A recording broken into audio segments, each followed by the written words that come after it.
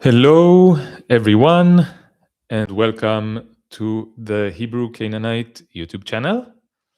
It's been a long time since I went live. Um, hello to everyone who is here. Oh, not too many people here still. I hope more people will join soon. Uh, Maybe because the channel was almost completely inactive for a month or two. Maybe it will take some time before people come. Um, so, please write down in the chat if you can hear me well, if you can see everything well. I would appreciate it. And what do I want to talk about today? What I want to talk about today is what's going on with me. And the reason that I want to talk about what's going on with me is not because I'm self centered, um, but because I think it can be good for several reasons. So, one reason is just out of complete self interest. I think that talking about what's going on with me in a way that is more public on the channel, where I talk about political issues, all good to hear and see. Thank you so much, Sarah. Um, so, I think it will be good for me to hash out what's been going on with me in the last 2-3 months and explain to you what's going on as much as I understand it, because not everything I understand. So I see that more people are joining. Welcome, everyone. This is really great to see that people still are interested in the stuff that I have to say. So one reason that I want to tell you what's been going on with me is that I think it will help me personally to go through this and to go back to making this channel active. And the channel, as I see it, is a tool that can be used to put out there the way that I see making the world a better place. This is my goal. I don't want anything other than that. I hope that people believe me when I say this. Most people don't believe me when I say this. They believe that I have ulterior motives, but I don't. Seriously, what I want is for the world to be a better place for all living beings, and that includes myself, of course. I'm also a living being, and I want the world to be a better place for me as well. I want the world to be a better place for everyone. So this is why I started this channel. This is why I'm continuing with this channel, and this is why I want to get through these blockages that I've been experiencing for the past 2 to 3 months. But another reason is that I think that when I share what's going on with me, I think that other people can connect with the difficulties that I'm experiencing. And I think that the difficulties that I'm experiencing and the difficulties that a lot of people experience are, it's not a coincidence that we all experience these difficulties. I think that there is something about the way that the world is structured that makes anyone who doesn't want to go along with the system, makes everyone experience certain kinds of difficulties. It doesn't mean that everyone experiences the exact same thing, but I think that there is something in common with the difficulties that everyone who tries to go against the system experience. And I think that this is no coincidence. I think that this is one of the main ways that the system imposes its will, that the system makes everyone cooperate. Because if you cooperate with the system, you will experience certain benefits. There are incentives to cooperate with the system. The incentives can be very materialistic. They can be money, they can be a bigger house, they can be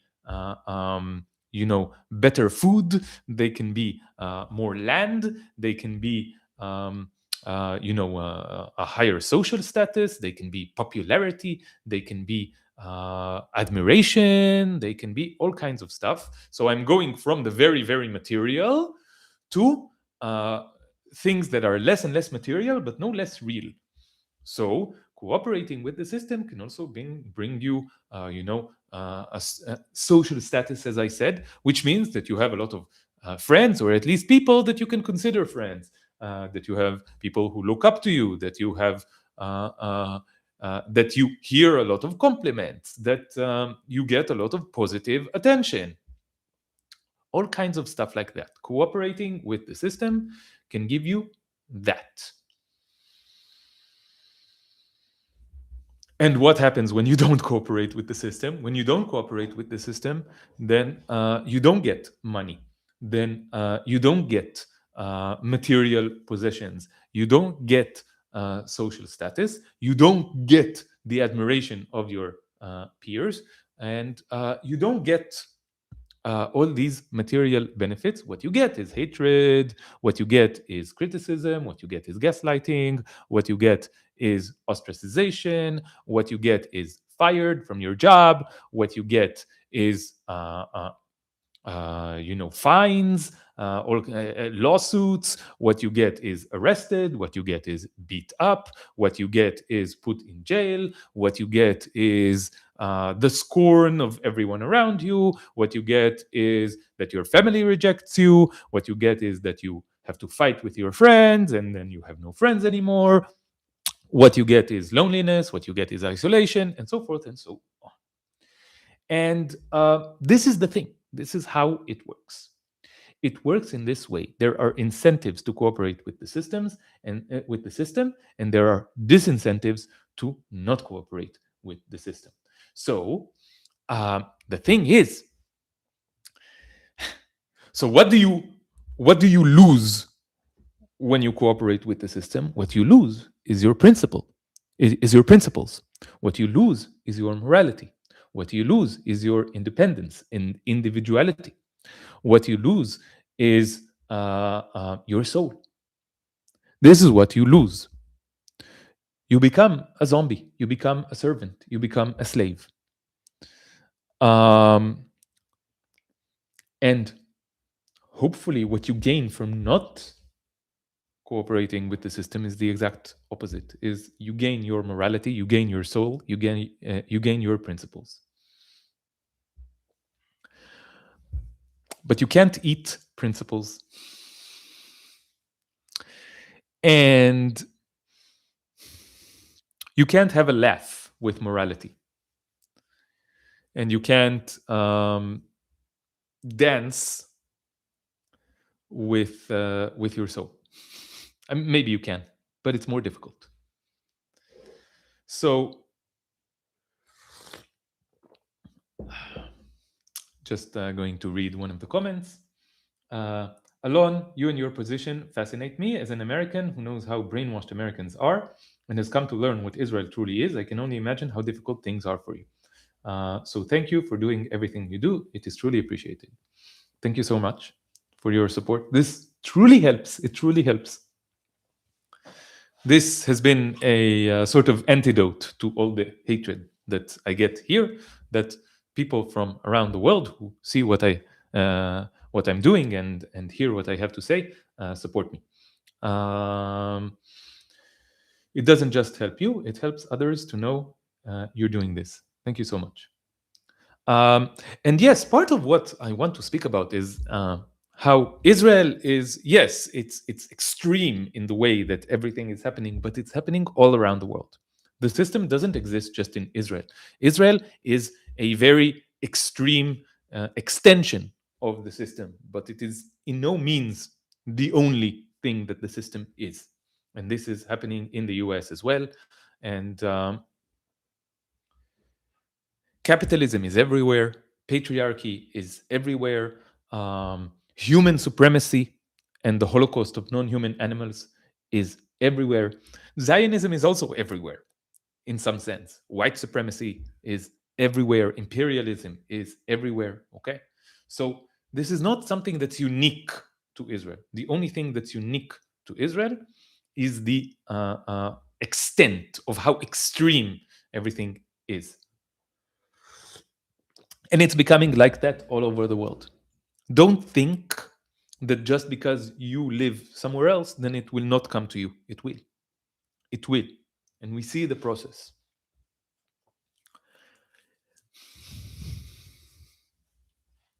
And this brings me back to what I was talking about because I see the process. I see the process going on. I see the system working. I see everyone around me, basically everyone around me, cooperating with the system to some extent. I see myself cooperating with the system. Okay, I'm not taking myself out of the equation, but I am truly and honestly trying as much as I can to not cooperate with the system. And I see everyone around me kind of just like, yeah, sure, whatever. Either they deny that the system even exists, either uh, they deny that there's something wrong with what's going on, they deny their own cooperation with it. They say, yeah, I'm cooperating, so what? So what? Or they project everything onto me and say that I'm the problem, and so forth and so on. So yeah, I see the system everywhere. I see the results of it, and the results of it are that everything is going to shit. That it's carnage every day. Every day is a carnage. Every day is oppression, extreme oppression.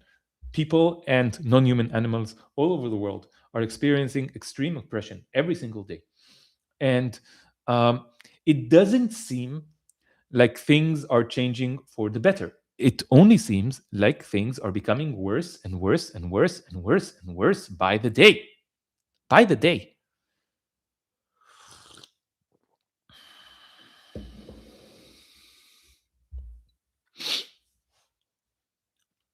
And this makes me desperate. This makes me depressed. This makes me not want to go on. It truly, this is one of the things. I'm just like, what am I even doing and why am I even doing it? I'm talking into a microphone on YouTube. The night is darkest before the dawn. I mean, thank you. Yeah, this is. I appreciate that you're trying to put a positive spin on this, but I don't know.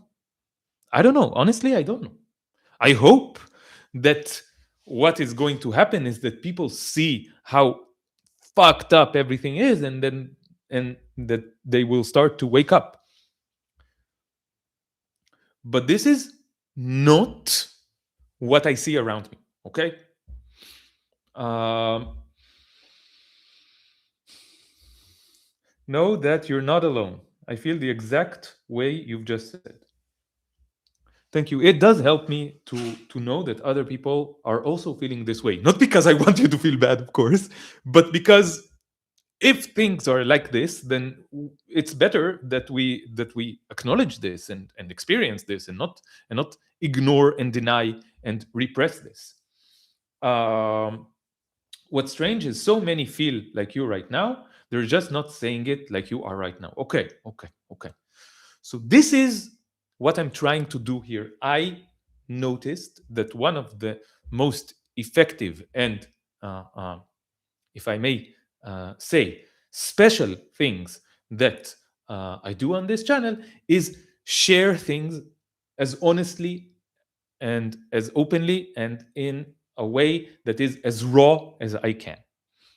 And I believe that this is helpful because one of the ways that this oppression that we experience works is the atomization of our society, is taking every single one of us and making us separate from each other. And this is very different from being individuals, okay? Being individuals and being atomized are two very different things, okay? Being individuals means that we each look into ourselves, see the truth of ourselves, connect with our own, authentic existence, and express ourselves authentically, and do what we really believe, do what we really think, do what we really want. This is individuality. Atomization is something very, very different. Atomization is when we feel isolated, when we feel disconnected from each other, and then we are not connected to ourselves because we are not connected to each other. When you connect with yourself, you connect with others as well. You see the truth of yourself, and the truth of yourself is that you are also connected to others. So true individuality cannot be isolating. True individuality must connect you with others. This is the supposed oxymoron or contradiction of this, but no, it's real.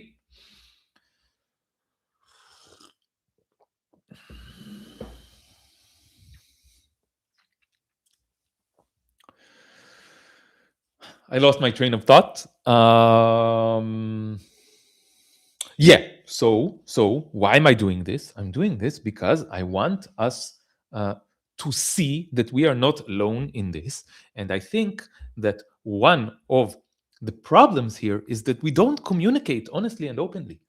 So this is why I want to communicate honestly and openly, and also publicly, because most people don't do this.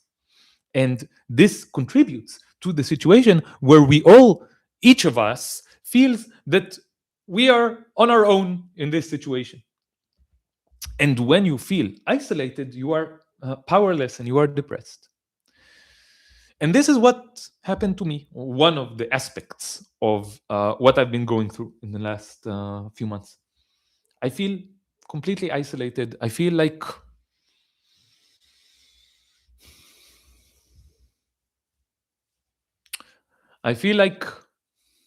I cannot do this on my own.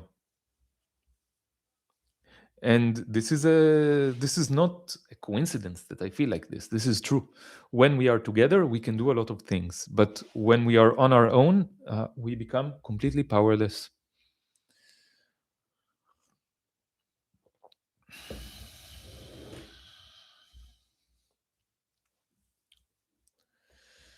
So yesterday, in the evening, my father called me, and we talked again for the, I don't know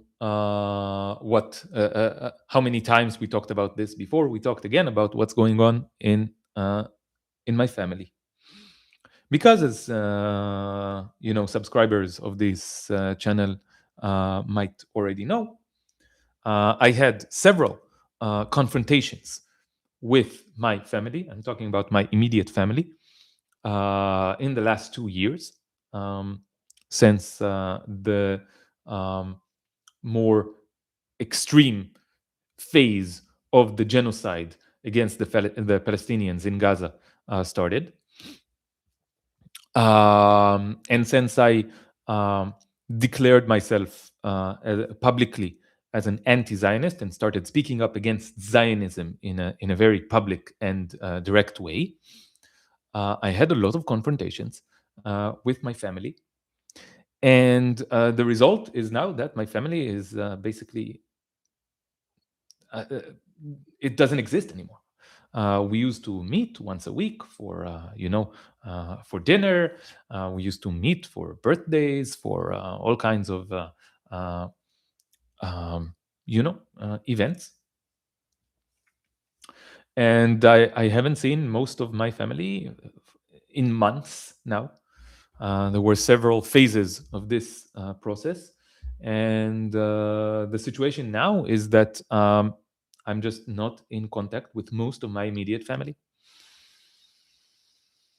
And I was talking to my father yesterday, and apparently, my nephew, uh, who was born almost exactly 1 year ago, um, so he's celebrating his first birthday, and I'm not invited. I'm not invited. So my sister and her husband decided that I'm not welcome. And the sad truth is that my connection with my niece and my nephew, their children, is almost non existent. Uh, and this saddens me very much. And now I'm not invited to my nephew's first birthday party. Why? Because they are worried that I might say something, that I might say something that's not appropriate in this situation, that I might yell at people, blah, blah, blah, blah, blah.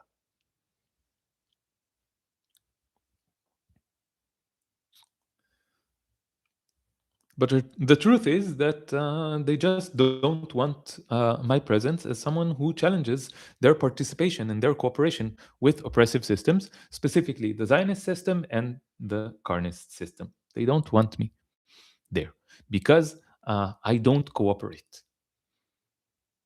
This is the truth. And they tell all kinds of excuses.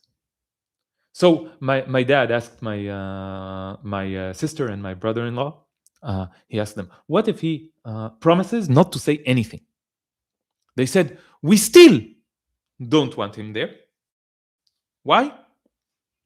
Because one of the family members might say something like, we need to kill all the people in Gaza, and then he will not be able to help himself and he will start something."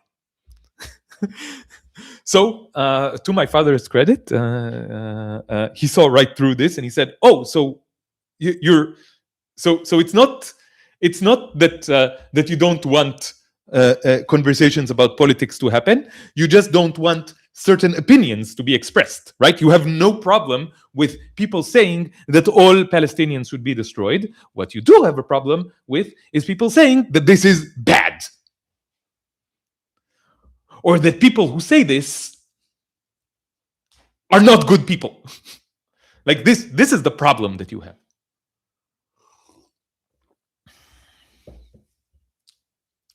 And I want to talk about my father for a moment and say that I really appreciate what he's doing. So my father he's in the system, okay? But somehow he still manages to maintain some of his principles. Much of the way that I hold on to my principles, I learned from my father. And for a long time now, he's been saying very consistently, if there is a family event and the loan is not invited, then I'm not coming.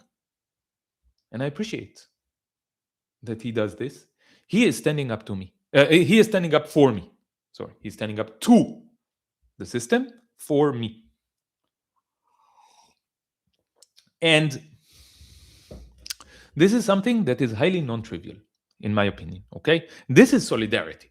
What he's doing, he may not call it that. He may not understand that this is what he's doing, but what he's doing is solidarity. Because let's think about what's going on here. What's going on here is that the society, human society between the river and the sea, between the Jordan River and the Mediterranean Sea in Palestine, is divided.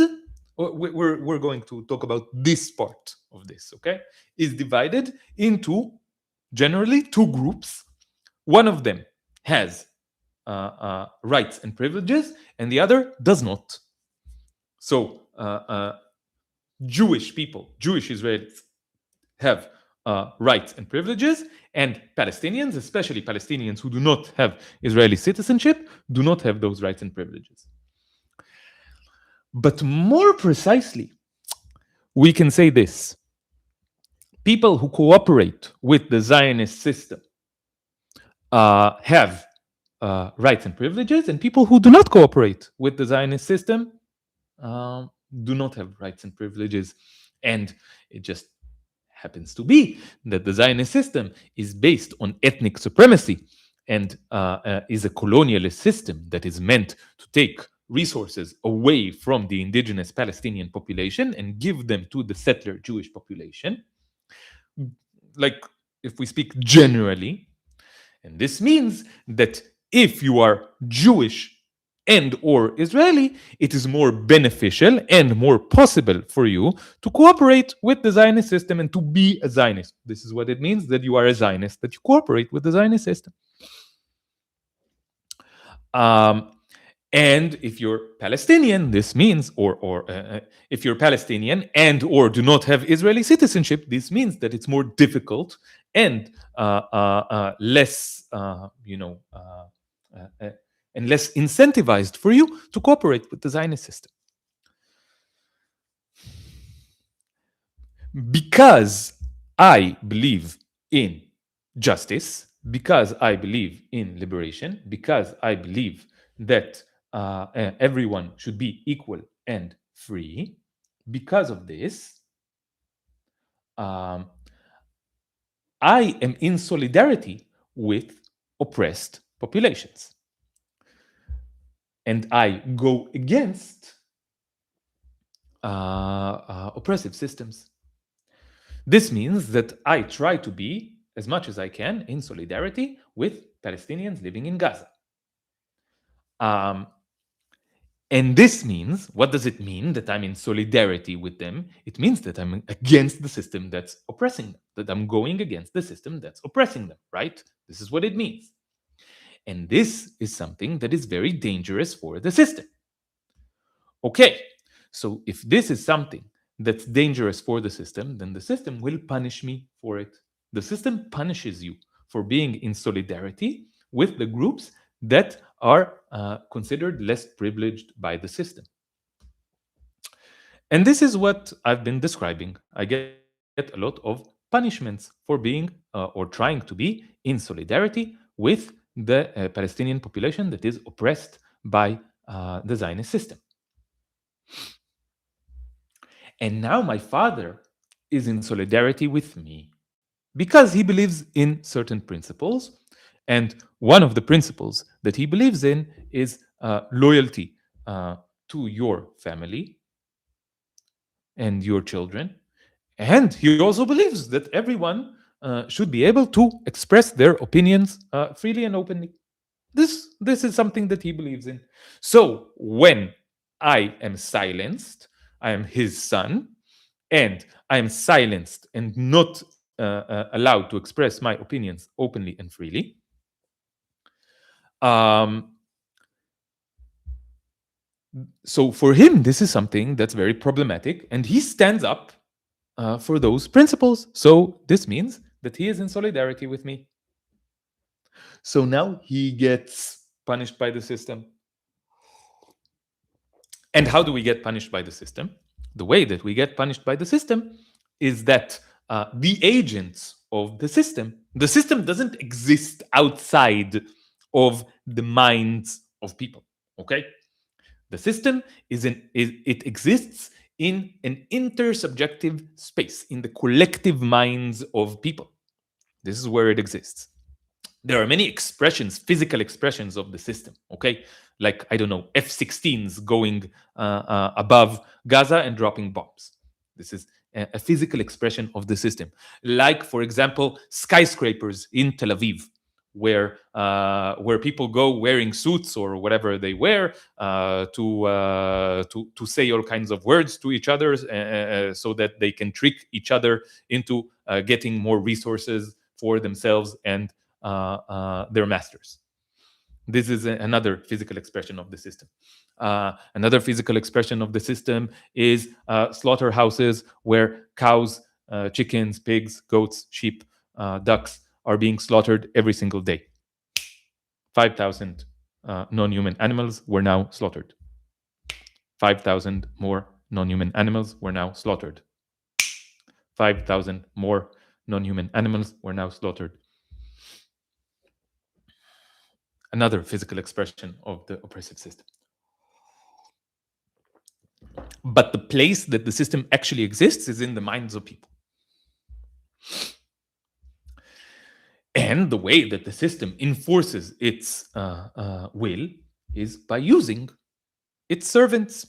People who cooperate with the system are the servants of the system, and they enforce the will of the system, and they are the ones who will punish you when you go against the system. And who is better to punish you than those who are closest to you? This is what's so problematic about the system, that everyone around you is cooperating with it to some extent because they have to. So, my sister and my brother in law saw that my father is not cooperating with the system slightly. He suddenly took a stand. Usually, he does not take a stand against the system. Usually, he cooperates with the system. But in this case, he had to take a stand against the system because the system tried to attack something that was truly important to him, which is one, his son, and two, the principle that everyone should be able to express their opinions freely and openly. So he stood up against the system slightly. It's a lot, okay, but when we look at it objectively, it's not so much, okay. You can do much more. This is something that I told him yesterday. He says, "Oh, you're 100%. You want to." You want 100%. And I told him, no, I usually cooperate with the system. I usually keep my mouth shut. I usually don't go against the system. I usually say stuff that is uh, um, very mild. And I could do much more. I do 0.0001% of what I could do. Okay? So he stood up to the system once. And immediately he's experiencing backlash. So what is the backlash that he's experiencing? Now my sister and my brother-in-law are telling him, "You're a bad grandfather. Look at what you are doing. You are hurting your grandson because you will not come to your grandson's birthday." So this is obvious emotional manipulation, okay? Because it's not him who is hurting his grandson, it's them who are hurting their son, okay? By estranging their son from his uncle and from his grandfather because they cooperate with the system in this way. And this is exactly what I told him, okay? But it doesn't mean that it's not effective, because what he's not going to feel guilty, he's not going to feel the pressure, he's not going to feel the emotional pressure, the psychological pressure. This is exactly why the system uses these tricks, these tools, because they are effective on most people in most situations. It's effective. And I think it might be effective against my father at some point. Okay, it might be. For now, it isn't. For now, he sees through it. Okay, but you see, this is the chain of solidarity. Okay, there are those who are completely erased by the system. These are Palestinians who live in Gaza. Okay. Um, Thumbnail looks like Fibonacci spirals. I like it. It's not exactly that. What it is a fractal. And if you look at the description of the video, you will see that the subject, that one of the points that I want to make here is that the way that the system expresses itself, the way that the dynamics of oppression and liberation work, is in a fractal way. Okay, what does it mean, fractal? It means that it's similar on a grand scale and on a micro scale. Okay, so the dynamics of oppression and liberation work similarly when you talk about big groups of people and big systems like Zionism, like capitalism, and also on a small scale when you talk about personal relationships between individuals. Okay, so this is the kind of thing that I was trying to express. I'm glad you liked it. So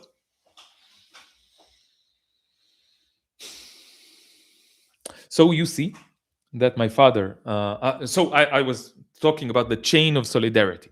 So the Palestinians were in Gaza were completely erased by the system. Um, and then I try to be in solidarity with them, so I get a lot of backlash from the system. And then I get erased by the system. Not as much, okay? This is a gradient kind of thing, okay? And then my father tries to be in solidarity with me, which means that he gets the backlash from the system. Okay, this is the way that it works.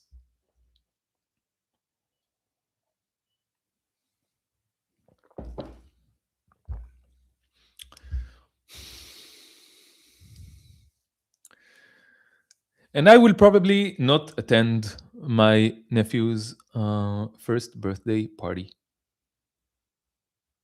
And after this conversation that I had with my father, I cried.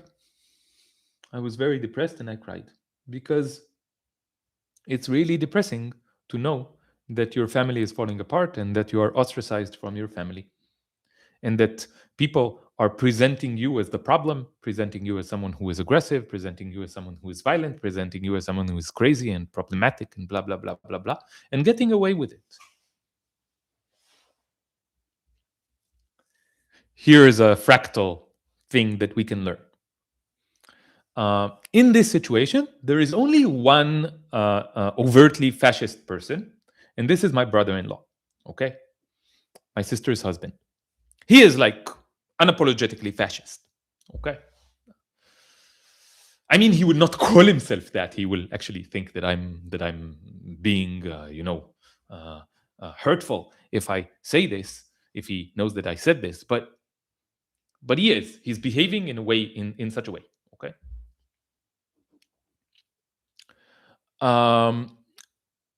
And this creates a situation like you only need one fascist. You only need one unapologetically and overtly fascist person, because then those people. So if someone is radical, then the fascist will attack them and will try as much as they can to silence them and to punish them for trying to go against the system. Because what is a fascist? A fascist is someone who truly and completely cooperates with the system. Okay, no doubt, just cooperating with the system. Someone who is deeply enslaved to the system.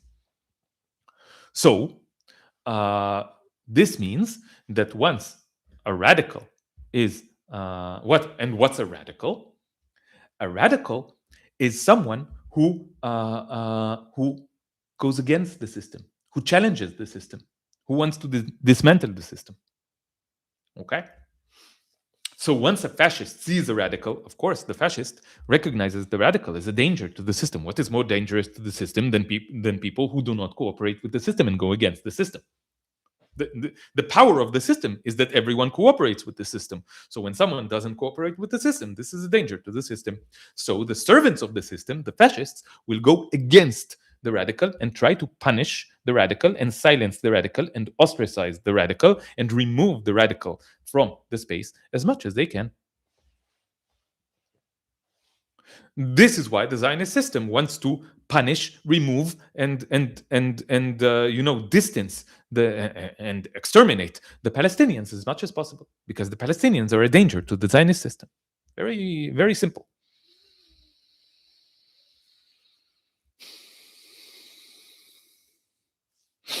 In a better society, fascist behaviors would be ostracized, not yours. Yes.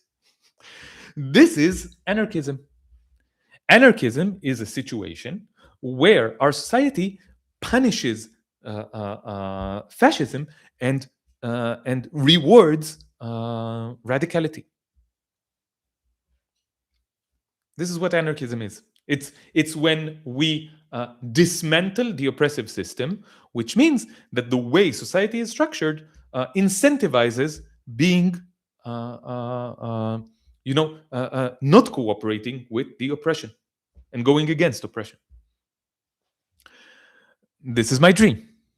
This is my dream. This is why I'm doing all the things that I'm doing. I hope that we get to this place. I don't believe that we will get to this place in my own lifetime, but I hope that we will. Okay. So it only takes one fascist. Sees um, the fascist sees the radical and attacks the radical. And then those who are, liberals. Liberals. What is a liberal? A liberal is someone who serves the system, but not in such an overt way. They present themselves as people who are for equality, for liberation, liberals. Okay, but in reality, they serve the system. So they will not do things that are violent. They will not do things that are aggressive. Mostly, okay.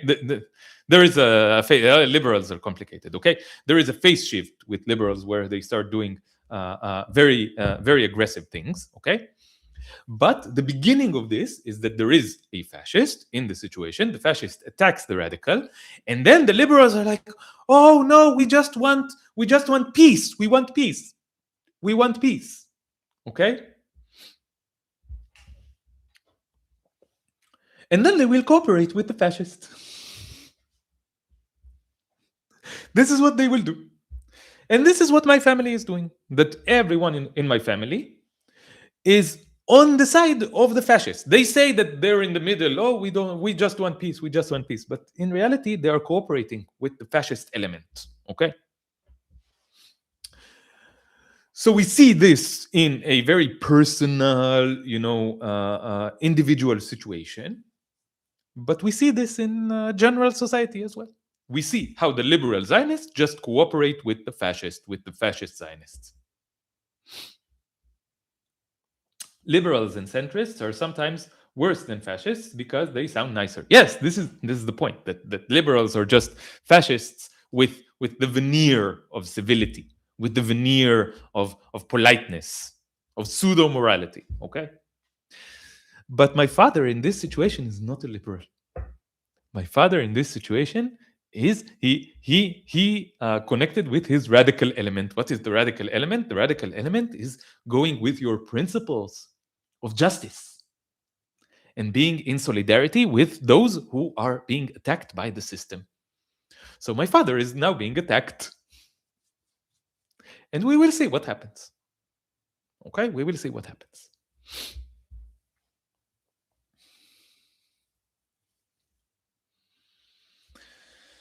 Tamar is saying, in an anarchist world, we wouldn't be radical anymore. We'd be normal. I disagree, Tamar. I disagree.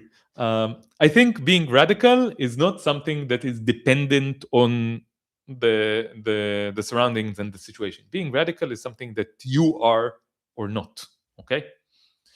I think in an anarchist world, everyone will be radical.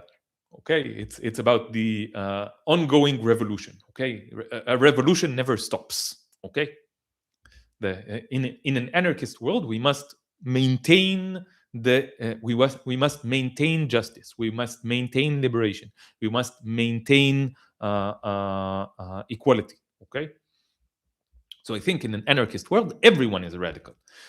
Being a radical is normal in an anarchist world. This is the way that I would say it. Did you hear Hillary Clinton? Oh, she was speaking about how, if I remember correctly, she was saying how we lost the youth, right? And we need to. I heard she said something that was very like clearly like Zionist and fascist, and it was ridiculous. It was like about she phrased it in a way that, oh, the youth are being captured by manipulators, the radical Islamist manipulators, blah blah blah blah blah. But what she means is that Zionist propaganda is not working on a huge chunk of U.S. population at this point, or not working as well as it used to. I'm glad your nephew has you in the family since his dad is mentally trapped in the egocentric Zionist cult. Aggressively so. Yeah, yeah, that's I mean, thank you. Um, the question is because they're working very hard on creating a situation where my nephew doesn't even know me, okay? Doesn't know who I am or knows that I'm this person who's like a crazy, you know? This is what they're trying to create, such a situation, and this saddens me deeply.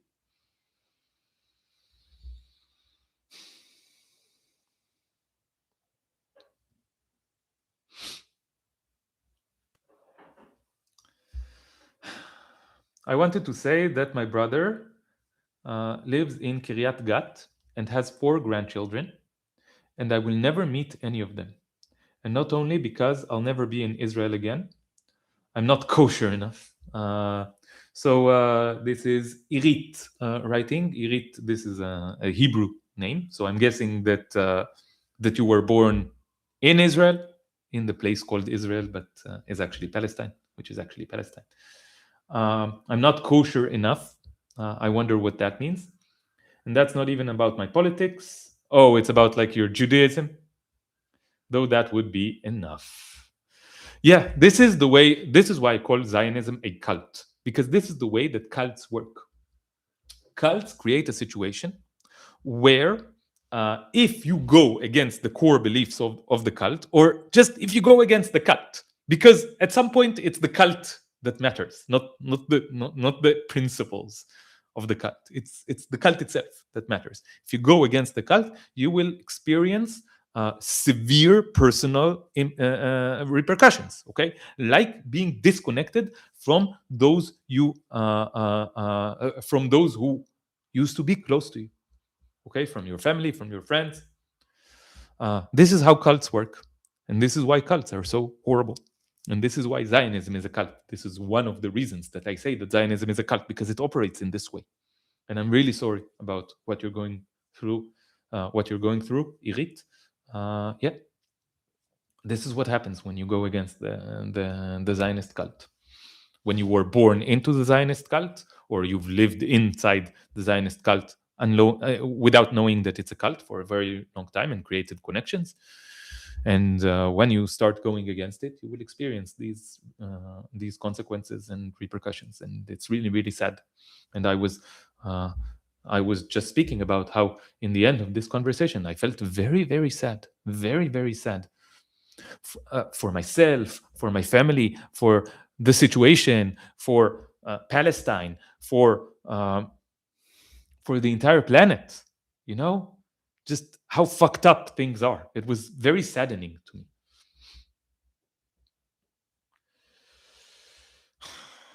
It is so wonderful that your father is in solidarity with you. I'm sorry he gets punished for it. Thank you for this. It's predictable, you know. I told him at some point towards the end of the conversation, I told him, listen, I'm going to tell you what's going to happen. If you continue to stand up for these principles, if you continue to be in solidarity with me, you will get repercussions that are more and more and more and more and more aggressive. You will see this. And there will be no limit to this. And he said he was skeptical. He was like, no, you're exaggerating, you're taking things too far, because he doesn't know. Because, okay, one of the ways that you can see how the system operates, or basically the only way that you can see how the system operates, is to challenge the system. You can hear about it, you can hear theories, you can learn, you can read, you can watch videos on YouTube. But the only way that you can truly understand how the system operates is if you challenge it yourself. This is the only way. The only way that you really, really understand. How do I know this? Because I read theory, because I thought about things, because I watched videos on YouTube, because I talked about things. But the only way that I really understood what was going on is when I challenged the system myself. Okay? And I think that this is what my father is going to go through. he's going to he already started going through it, and he already learned something because he experienced some backlash. And the more that he will stand up for his principles and be in solidarity with me, and then indirectly in solidarity with Palestinians and with non-human animals, because another issue that was there, I will like another issue that was there is that they don't want to make the food that they will serve uh, in the birthday party is not going to be vegan.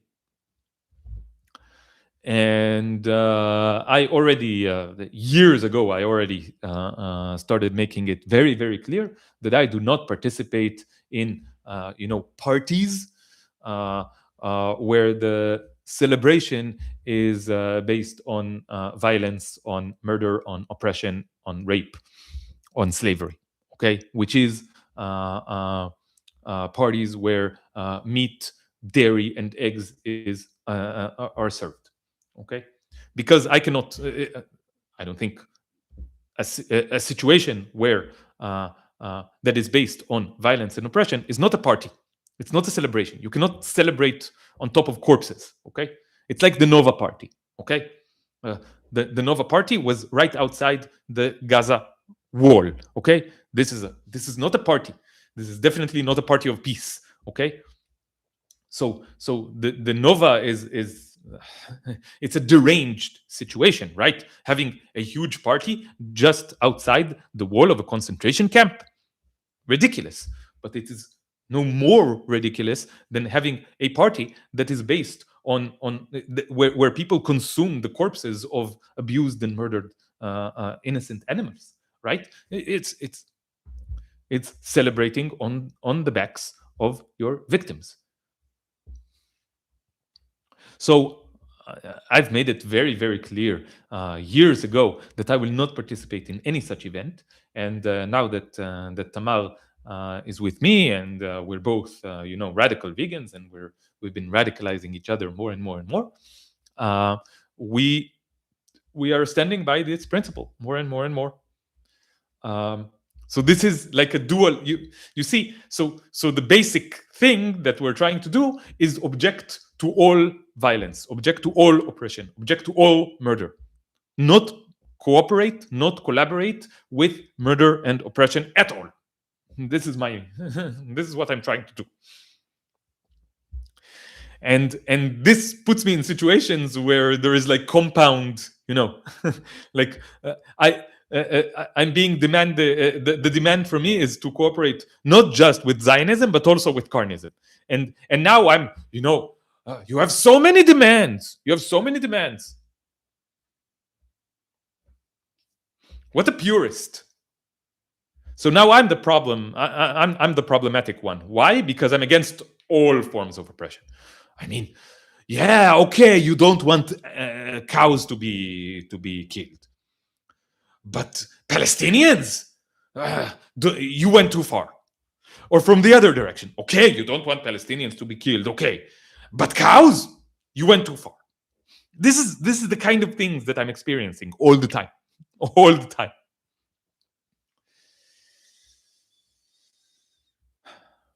Tamar is saying, one thing I learned is that it doesn't matter how much or how long you cooperate with the system. The moment you don't cooperate, you will be punished immediately. Yeah, this is the thing, that the demand is for full cooperation. Full cooperation. You can go along with this and not speak and hold it in, or even play the game, or even participate, even go and murder and serve the system in a very, very physical way. But then if one time you go, oh, maybe this is too much, maybe this time I'm not on board, immediately you will get the backlash. There is no the calculus, the arithmetic that the system uses is not that you get points and then you get deducted points. Is that it's a binary. It's black and white. People keep saying to me, not everything is black and white, but cooperation with the system is black and white. Because the moment that you don't cooperate with the system, immediately you get you get the backlash. The system looks at it in a binary, in a black and white way. And Olga is saying to Tamar, but we are the cancel culture. Yes, yes, yes. This is the inversion, the usual inversion of the system.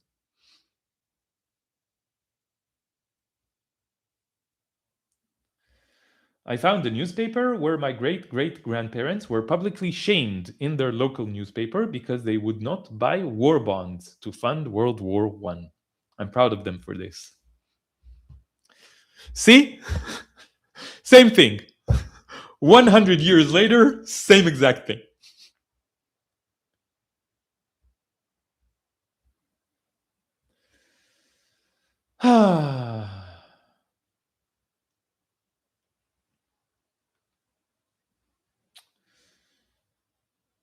Did you manage to move out of Israel with the cats? Sorry if you already answered that question. Actually, that's a very good question because this is one of the other subjects that I want to talk about. This is not. Uh, there's no. You know, line in this video. It's very scattered and spontaneous, but I think this is the way that I can pull myself out of the. I need to be like, yeah, whatever happens, happens. So I wanted to talk about this as well, and this connects to what I was going to talk about. So one of the ways that Tamar and I decided that that we want to improve our situation and not be and not experience all this backlash from the system in a way that is as severe is to leave Palestine, to leave this place called Israel, to leave the place where the Zionist cult is most concentrated in a very physical way, where there are so many people who are so deep inside the cult. Because here it's the most difficult. So again, I repeat, it's not like other places in the world are perfect. Far, far, far from it. Okay, the system exists everywhere, and expressions of the system are all over the place. It's just that here things are more extreme in many ways. But then, when you try to do this thing, when you try to go, okay, I want to leave this place, you realize how problematic it is, and you realize that the difficulties that you're encountering is exactly the system expressing itself and making life hard for you. Why?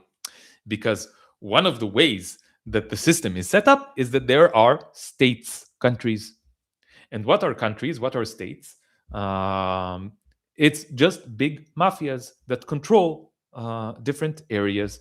And the thing that states do is that they separate between us and that they put a lot of limitations on the way that we can move around in space. Okay, we are not free. States, okay, this should be clear to everyone. Okay, this is very obvious the moment that you start looking at it. States and borders are a form of control, a form of violence. Okay, they are a form of oppression. They call it border control. It's right there in the name. It's not even hidden. When you move from one state to another, you are checked by the police or the border police, okay?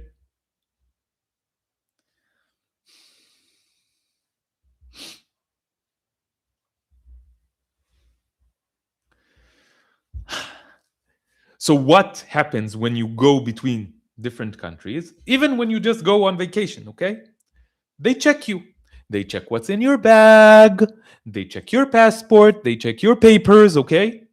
We keep hearing stories about World War II, the Holocaust stories that I heard. Many of them included included, a scene where the scary Nazi SS soldiers went to someone and says, "Paper, please, papers, please, papers, please." And this is very scary when you're inside a Holocaust story, right? Oh no, they're going to find out that they are not that they are Jewish, and then they will take them away to Auschwitz and blah blah blah blah. They steal your Shia butter, says Tamar. This is the one of the ways that they punished Tamar recently. Um, but the point is that when we hear a story about the Holocaust and about so we understand that those German soldiers, German SS soldiers, are the bad guys. And when they ask for your papers, they don't want what's good for you. They want to catch you. Why? Because you're the wrong person. But for some reason, when they ask for our papers in the border control, we don't see this thing as being as sinister. But the thing is that it's always as sinister. It's normalized, but it's sinister. It's still sinister. Okay? Why? Because if you are the wrong person, this is where they will catch you.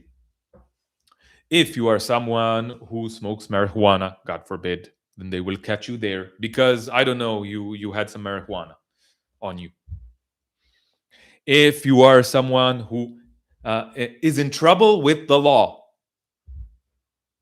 sometimes it means that you did something violent. Sometimes it doesn't mean that. But what it means basically is that you went against the system. Okay? Maybe you went against the system in a way that many of us would perceive as something immoral. But maybe you went against the system in a different way. Maybe the way that you went against the system is that you, like Edward Snowden, put out a lot of documents about how corrupt the system is. Maybe. So if you are someone that's like okay with the system, then they let you pass. And if you're someone who's not okay with the system, then you will get in trouble.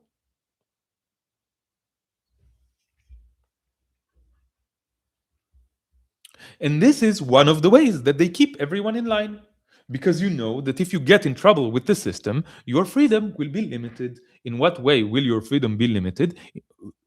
So, one way that your freedom will be limited is that you cannot cross borders. And then, if you have specific passports, then you can't go to specific places. I have an Israeli passport, so I can't go to most Muslim countries. I just can't. My freedom is being very much limited. And you can speak for hours about what the reasons for this is, but one reason is that they don't want me to connect with people who are Arab and Muslims, because this is dangerous to the cult, that the members of the cult, the members of the cult, of the Zionist cult, most of them, many of them, have Israeli passports. What does this mean? It means that they cannot go to most Muslim and Arab countries.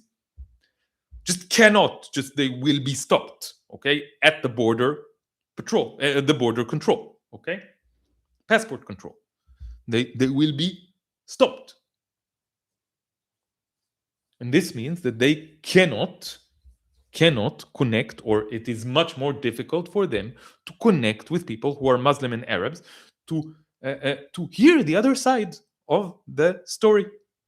And this is the way that the Zionist cult keeps them inside, both physically and mentally.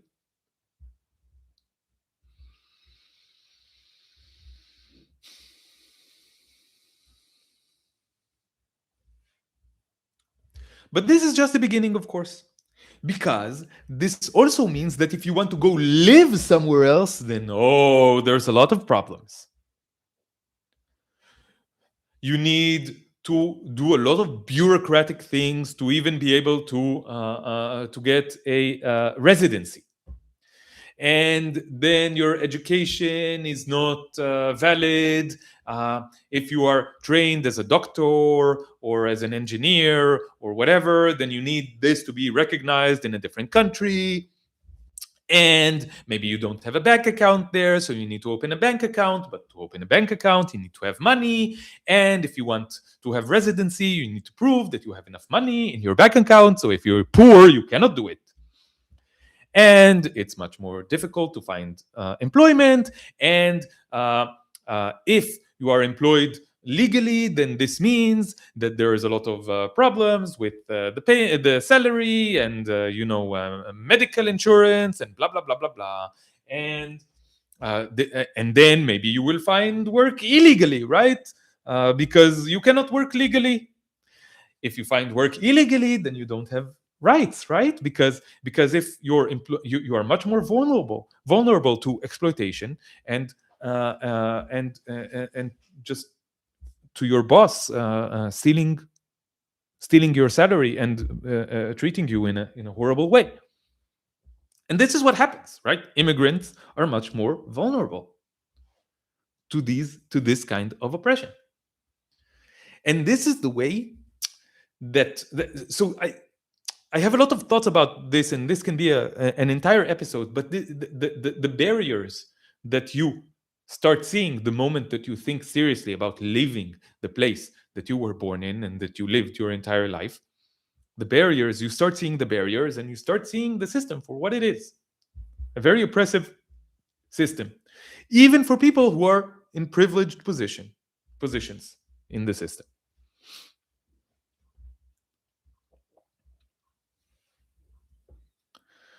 So we started working on it, and we're thinking about going to live in Greece, because we think that the people there are very nice, and it's not as expensive, and we feel like it's something, and there's a lot of beautiful places there, and we think that we want to go there. But it's very, very difficult to do it. It's a whole project, and it's really hard to figure out what's going on with taxes, with medical insurance, with citizenship or residency, and where do you live? How do you get a place to live there? How do you move the cats? We take care of 4 cats. Moving 4 cats from one country to another, it's a very, very difficult thing to do, and so forth and so on. A lot of difficulties. So we're working on it now, but this is difficult, and it takes a lot of work and a lot of money. And when you're in a depressed state, like I've been in the last couple of months, it becomes even more difficult. And this is another thing that I want to talk about how. So you see the world around you, you see how oppressive and depressing it is. You get depressed, and then it becomes even more difficult to deal with the world around you. Then it becomes even more difficult to do the things that need to be done in order to even maintain your own, basic well-being. And then, so the first thing that my dad told me when we started talking yesterday was, okay, so what are your plans? What are your He said, how are you feeling? And I said, not very good. And he said, okay, so what are your plans? What are your plans? And I was like, I don't know. I don't know. I was really depressed. And I was like, I don't know.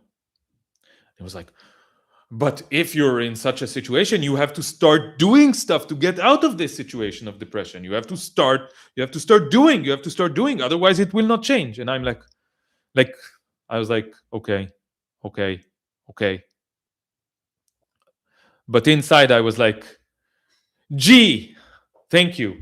I had no idea that if I don't do anything, then the situation will not change. I had no idea.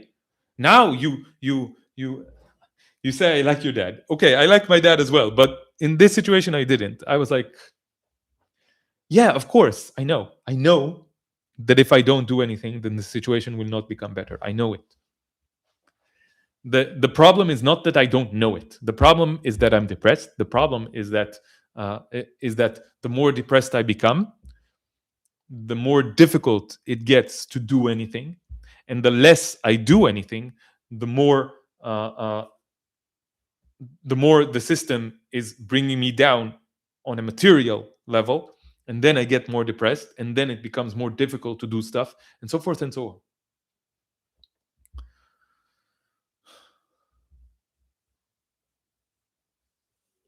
And I've been in this cycle many, many times before, where I just go down this spiral of like not being able to deal with reality, to deal with bureaucracy, to deal with the system,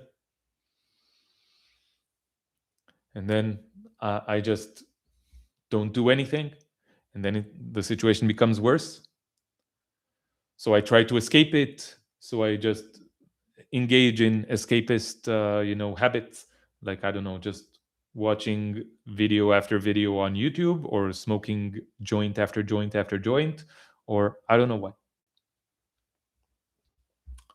And the more I do that, the less I'm able to keep myself together, and the more depressed I get, and so forth and so on. I've been in these cycles many, many times in my life.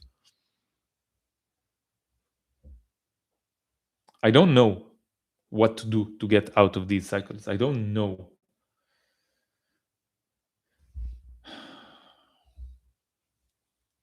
Was it Tolstoy who went away by himself and shut out the world except for writing letters? Maybe your dad is worried you'll end up like this. Of course, my dad is worried, of course. But, like, what does he mean when he says you got to do stuff? You got to. What he means is, you have to start cooperating with the system. Get a job, you know? What does getting a job mean? Getting a job means starting to cooperate with the system so that you get material benefits. This is what it means. And what's the alternative? The alternative is going on YouTube and speaking on YouTube. What does that mean? It means working for YouTube, for Google, which is also like an evil conglomerate, and working without pay, basically. Because the content that I create here is something that, like, serves YouTube and Google. So I'm also collaborating with the system right now. This is the least bad way of collaborating with the system that I could think of at this point. But it's also collaborating with the system. It's really very difficult to not collaborate with the system. Very, very difficult.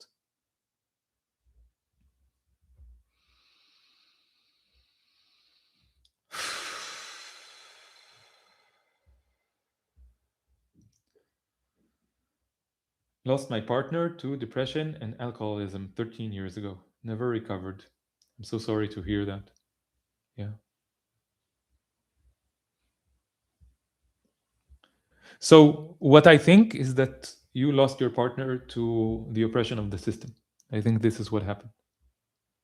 You know, when people get addicted to alcohol or drugs, or they engage in self harm,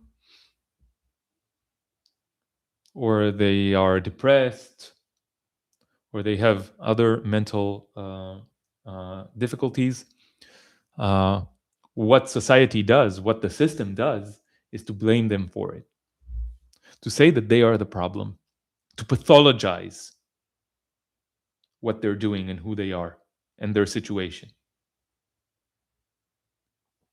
Because if we pathologize it, then we can put all the blame on them or on their genetics, I don't know, as long as the blame is not on the system itself. But the thing is that all, or the vast majority, of addictions, of mental illnesses, of self harm, and of harm caused to others are a result of the oppression of the system. It's just, I think it's a clear fact that this is what's going on. And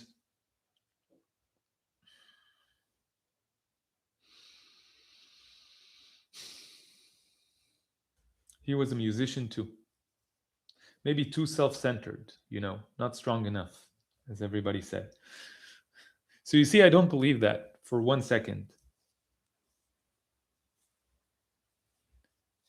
what I'm picking up is that he was sensitive and that he saw what's going on around him and that it was very difficult for him to contain.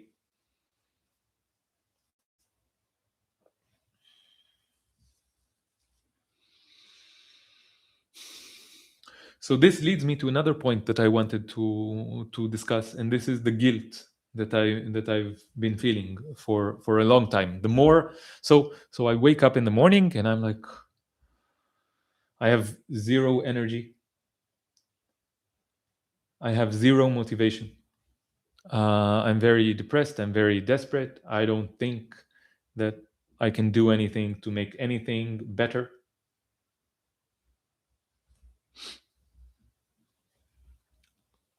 And then I start feeling guilt. I start feeling that that's something is wrong with me because I'm not able to do anything.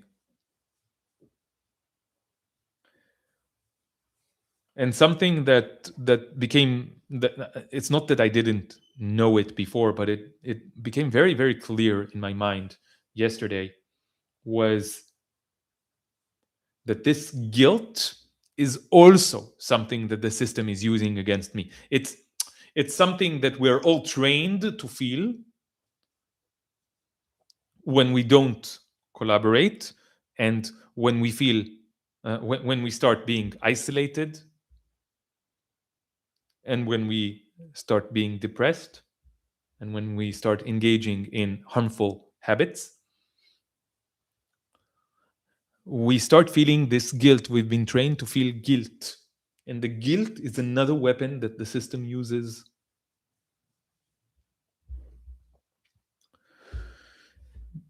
because it puts us in another trap, okay?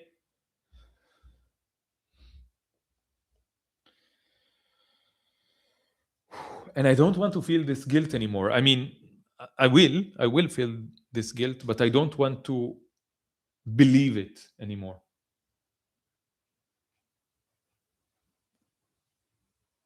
I know that my intentions are good. I know that there is nothing so wrong with me. I know that everyone around me who's doing well in their lives, working in a job and making money and have a family and have children and have friends and go out and have fun and blah blah blah blah blah and doing all the normal things and well-adjusted people who are well-adjusted to society. Every single one of those people supported the genocide, participated in the genocide, supported the genocide, or at the very least was silent when the genocide happened. I know that the vast majority of these people go along willingly and happily with the Holocaust of non human animals. They eat the corpses of cows and chickens. They participate in enslavement and rape. All of these well adjusted people are just people who cooperate with the system. This is being well adjusted. And I feel more and more and more and more that being mentally ill is a sign of sanity.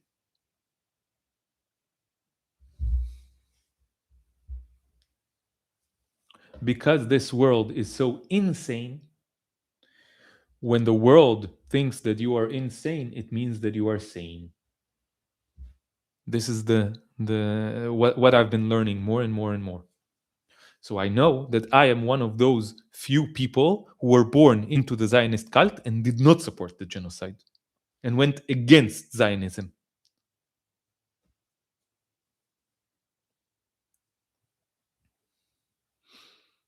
Please read The Myth of Normal by Gabor Mate. He clearly talks about that. Yeah, I heard about this book. I haven't read it. I find it ironic that the Mate family is cooperating with the Holocaust of non-human animals. All of them. All of them. And I talked with Daniel Mate about this because I know him personally, and he was Elik and I did an interview with him. It was the first episode of the Yalla podcast, and I talked to him about stopping, about him stopping to collaborate with uh, the Holocaust of non-human animals, and nothing, nothing. I tried to talk to him, and he ignored me. So yeah, he's also normal. I'm very disappointed by everyone. Okay, this is one of the things. It's really hard to do things on your own, but it's also hard to do things with people, with other people. Why? Because I keep seeing other people.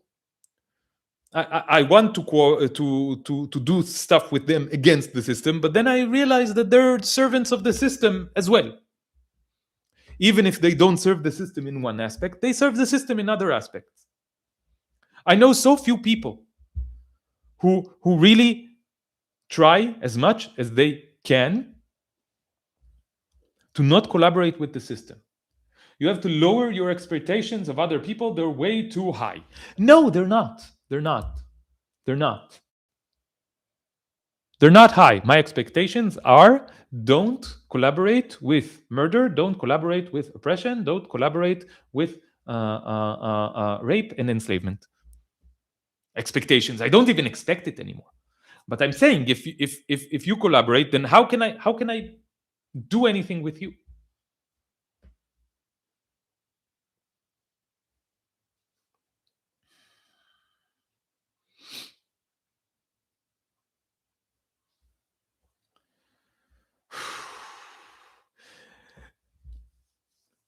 So I feel that I cannot do anything, and I feel blame for it. I feel guilty for it. But I know that one of the reasons that I can't, that I'm not able to do anything, is that it's really hard to do stuff on your own. But when I try to do stuff with other people, I keep being disappointed again and again and again and again and again and again and again. So I'm like, okay, I will do everything on my own.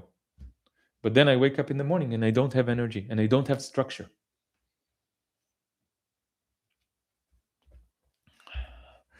This is getting really hard for me. I'm feeling very, very tired now because I need to expose a lot of personal things and talk about personal things and connect it with the system. And this is very hard to, and now I have more things to say, but I'm just feeling that it's very hard.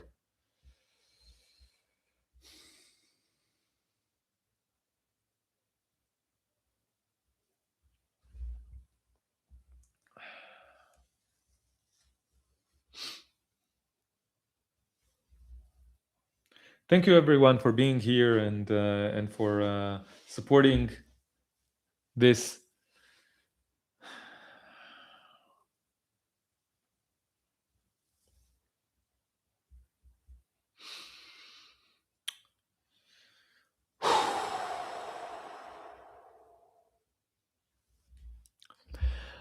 You know what? I think for now it's enough. Okay, I didn't want to make this video too long anyway. I've been trying to keep things short.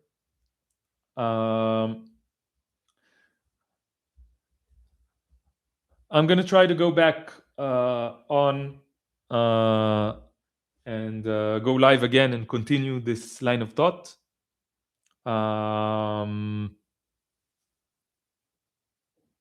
Let's try to do it tomorrow. I'll try to do it tomorrow.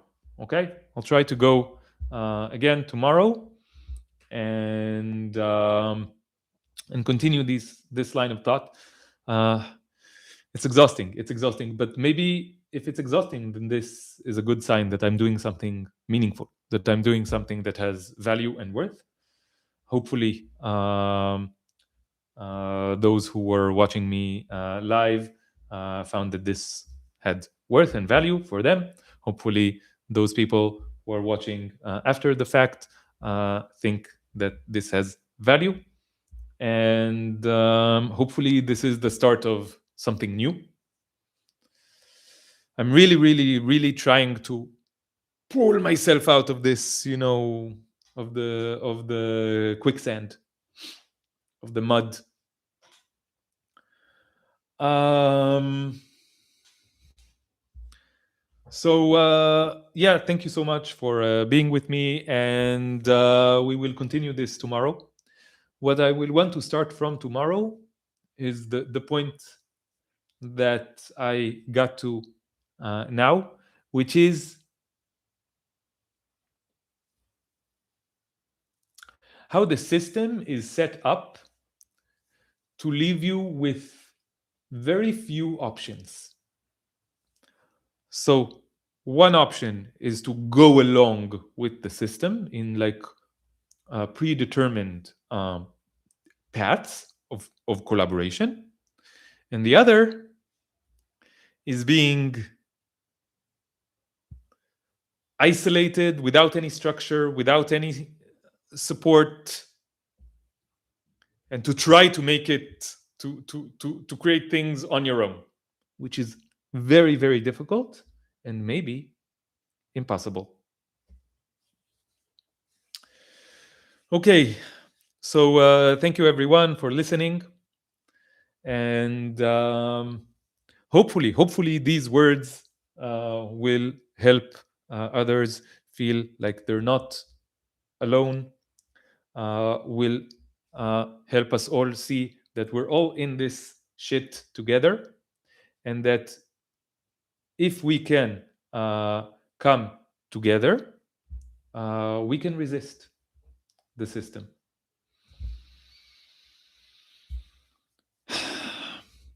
Free Palestine, free the entire planet, free all living beings. Thank you, everyone. Bye bye.